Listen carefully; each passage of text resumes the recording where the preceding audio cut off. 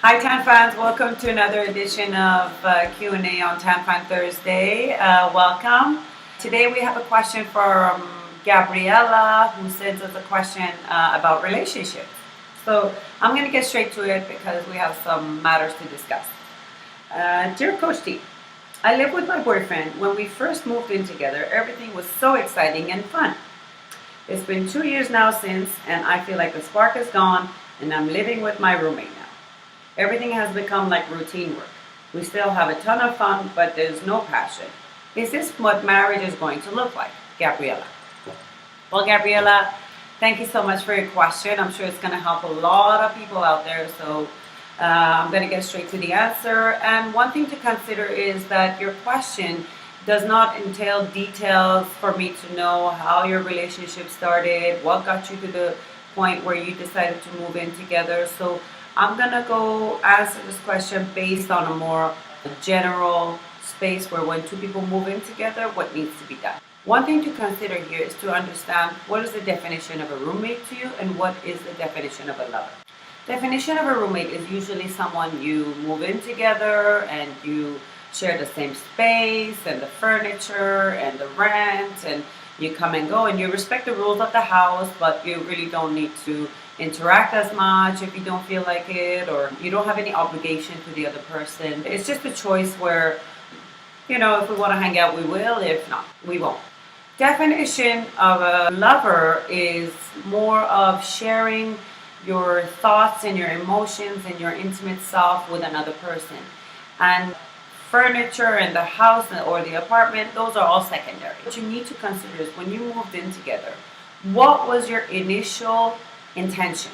Was it because you were madly in love? Was it because you didn't want to be alone anymore? Were you in a place in life where you needed something more steady and ongoing, something that you get into the flow of? You got to also consider those aspects of it.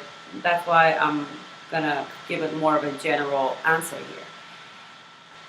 I'm going to assume that you guys were madly in love when you moved in together.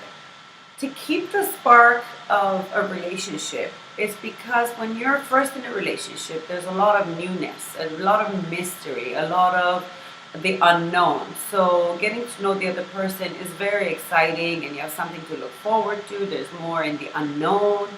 And as you go along and you live together, that wears off and becomes more comfortable, it becomes more habitual. And you need to keep working at it. You got to be more proactive towards your relationship. What does that mean? For example, if you were to have a baby and carrying the baby for 9 months, you would not let the baby just be when the baby's born. You just have to keep nourishing it and give it. It's the same as a relationship.